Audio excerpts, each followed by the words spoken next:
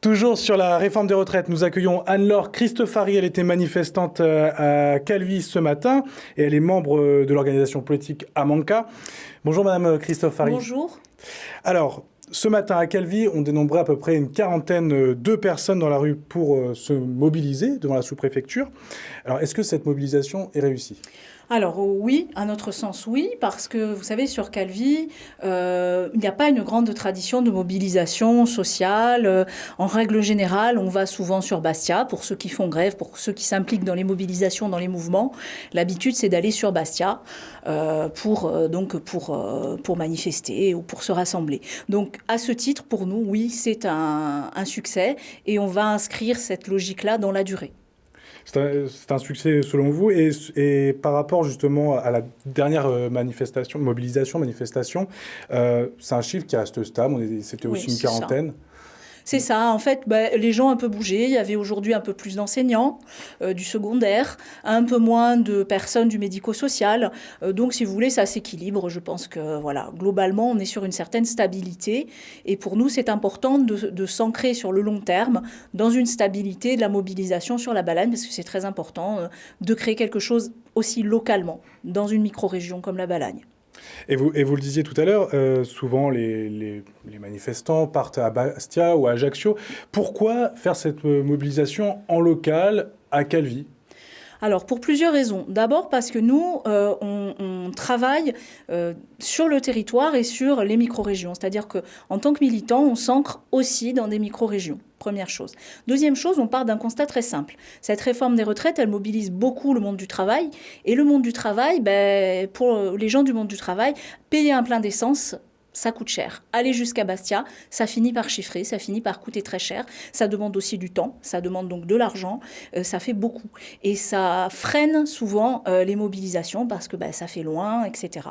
Donc nous, on s'est dit, la pire des choses, c'est de faire grève à la maison, parce que ça, c'est véritablement un constat d'échec. Donc proposons près de chez nous, proposons dans cette micro-région un rassemblement à la sous-préfecture et des rendez-vous réguliers de ce genre. Et on l'a vu aussi dans le reportage, les profils ce matin étaient très variés, avec notamment des retraités.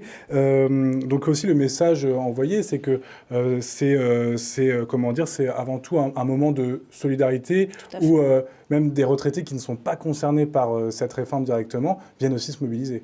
Tout à fait. Moi, je discute avec des gens qui sont nés en 58, 59, qui sont déjà retraités. Et qui disent, mais justement, c'est parce que moi j'ai pu partir dans des conditions qui sont encore correctes et décentes que je me mobilise contre la réforme des retraites, contre l'avancement de l'âge légal, contre le nombre d'années de cotisation, etc., etc. Justement parce que j'ai conscience que j'ai de la chance et je ne veux pas que mes enfants ou mon entourage ou les jeunes générations subissent une dégradation de leurs conditions de vie.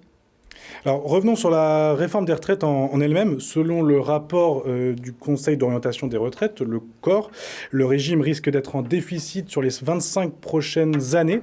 Alors la solution du gouvernement, on la connaît, c'est de repousser la retraite à 64 ans. Quelle est l'autre solution proposée par exemple par les manifestants et par Amanca, par exemple ? Effectivement, le discours qui est tenu par le gouvernement, c'est de dire le système des retraites, le financement du système des retraites est déficitaire. En fait, ce qui se passe, c'est que l'État ne veut plus mettre un certain pourcentage du PIB dans le financement du système des retraites.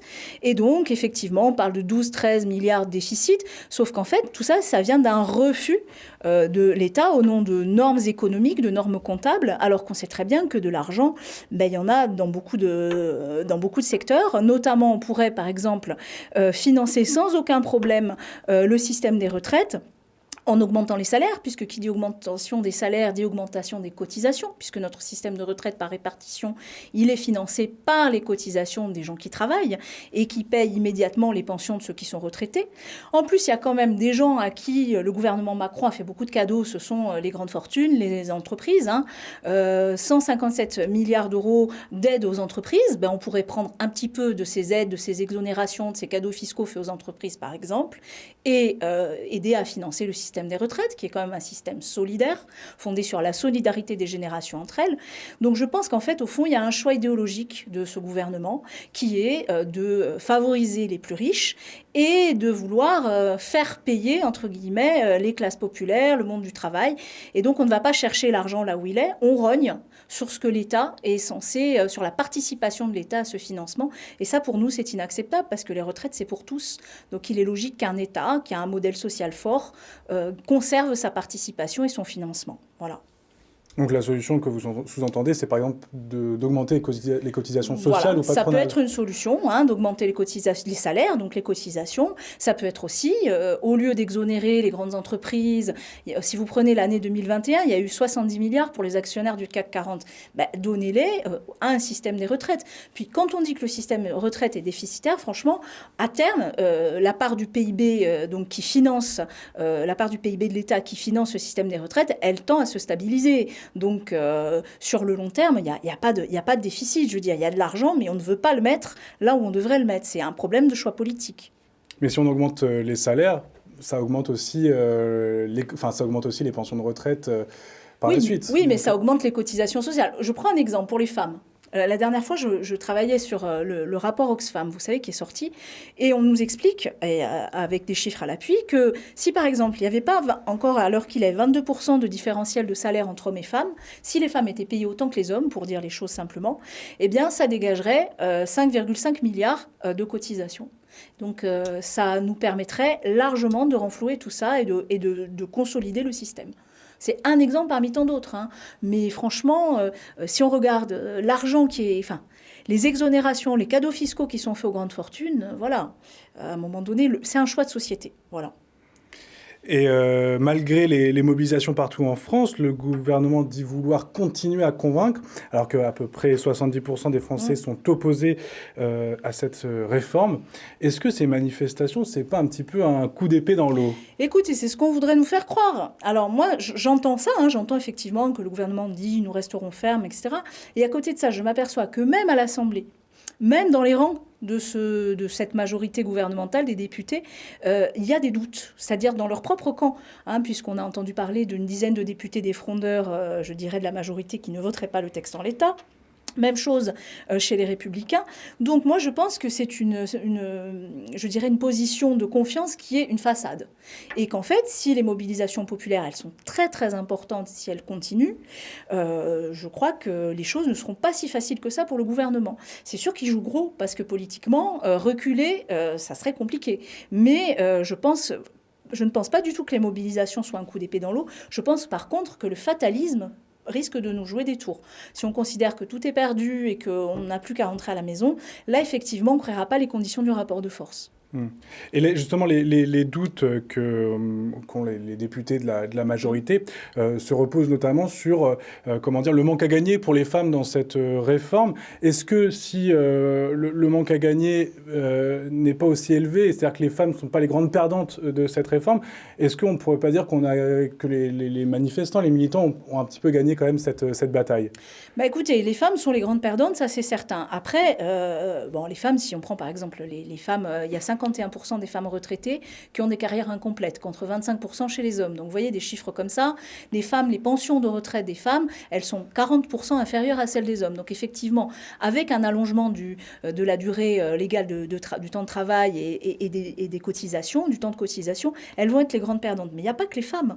Moi, je vis en Balagne. Les gens qui sont par exemple saisonniers, qui sont dans la précarité, qui n'ont pas de CDI, qui ont donc des conditions de travail difficiles, des carrières hachées, ceux-là, ils vont être en première ligne aussi. Parce que comment voulez-vous faire cotiser 43 annuités pendant 43 ans, ça va être impossible quand on commence à avoir un CDI à 25, 28 ans, c'est très compliqué. Donc si on regarde les populations touchées, on parle beaucoup des femmes, c'est vrai, et je suis la première à le dire, mais il y a beaucoup de catégories de population, et particulièrement le monde du travail et les plus précaires, qui sont impactés par cette réforme très violemment, qui est très violente quand même.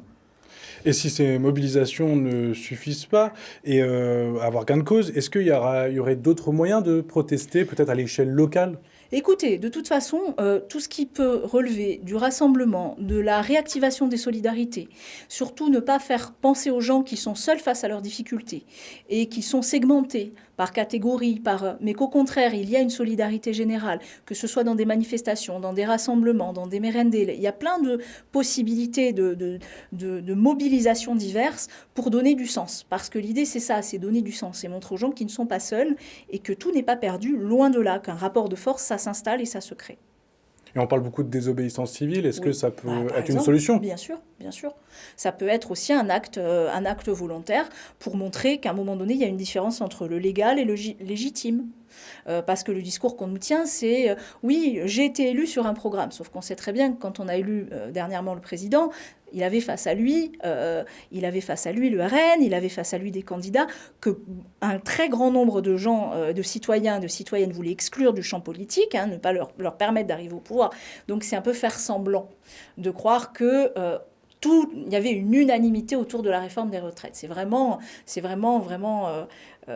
extrêmement hypocrite tout ça. Pour vous, il n'est pas légitime Non, non, absolument pas. Absolument pas. Parce que si vous regardez déjà le nombre de personnes qui n'ont pas voté ou qui ont voté blanc, si vous regardez également le phénomène du vote de rejet du RN, donc des gens qui sont allés voter Macron justement parce qu'ils ne voulaient pas voir le RN gagner des élections présidentielles, ça délégitime complètement son projet de réforme. Les Français ne l'ont pas élu pour faire ce qu'il est en train de faire, pas du tout. Les Français l'ont élu pour échapper à l'extrême droite au pouvoir. Et s'il y a une prochaine date de mobilisation, on sait qu'elles sont nationales ces dates, est-ce que s'il y a une prochaine date de prévue, votre groupe y sera et peut-être à Calvi encore? Alors oui, bon, moi je suis militante de la Manca, je l'ai dit. Après, il y a aussi un réseau qui est en train de s'organiser, qui s'appelle Arreda Balagne, qui regroupe les gens de la Manca, mais au-delà, des citoyens engagés qui veulent s'engager dans le cadre de ces réformes notamment. Donc oui, nous serons présents de la manière la plus large possible. Et surtout, nous commençons un travail vraiment pour installer des habitudes en Baleine, des habitudes de mobilisation, pour ne pas avoir à partir à Bastia ou à Ajaccio, parce que ça devient de plus en plus compliqué financièrement. Merci Anne-Laure Cristofari d'avoir répondu à nos questions. Je vous en prie, je vous remercie. Au revoir.